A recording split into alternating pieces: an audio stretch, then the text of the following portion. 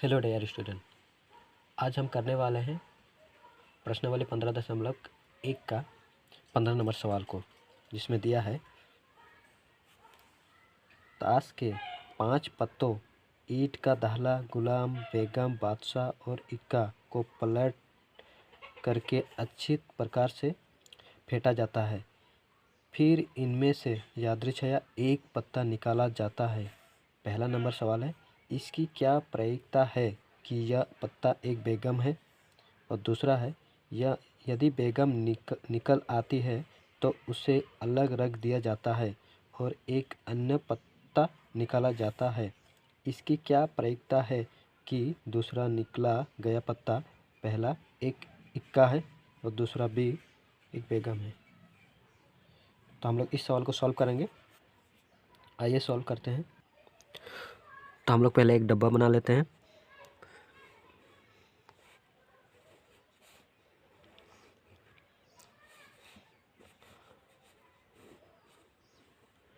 मान लेते हैं इस डब्बा में हम लोग का ईंट का दाहला है।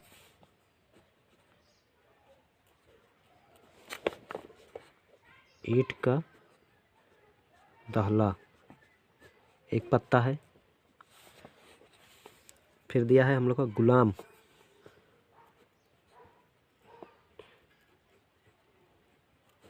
गुलाम एक पत्ता। फिर हम लोग को दिया है बेगम,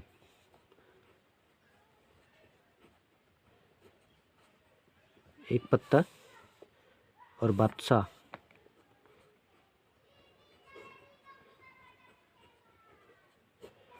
बादशाह हम लोग को एक पत्ता। और लास्ट में हम लोग को इक्का दिया है,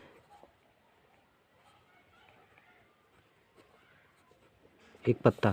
तो हम लोग कुल टोटल होगा हम लोग का 5 पत्ता। और हम लोग को पहला सवाल दिया है, यदि इसकी क्या प्रायिकता है कि यह पत्ता बेगम हो। पहला नंबर सॉल्व करेंगे। बेगम होने की प्रायिकता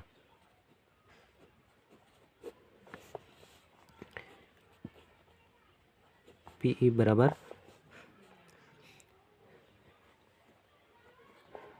संभव परिणाम बटा कुल परिणाम।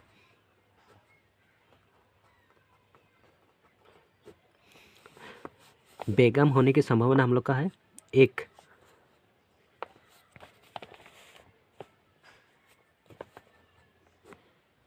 बेगम होने की संभावना हम लोग का 1 है और कुल परिणाम हम लोग का 5 है। तो हम लोग का पहला का आंसर 1/5।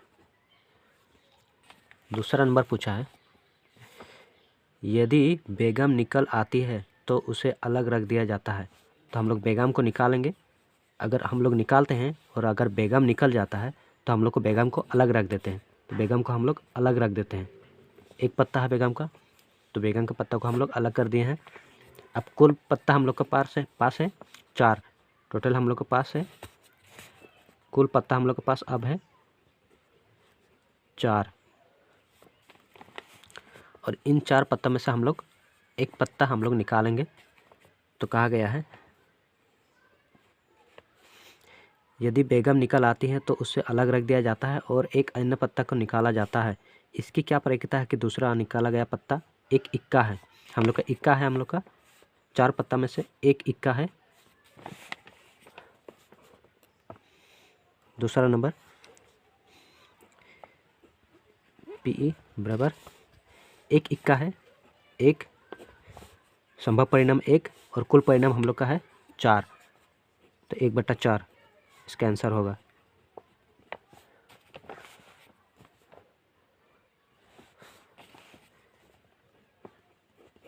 तीसरा नंबर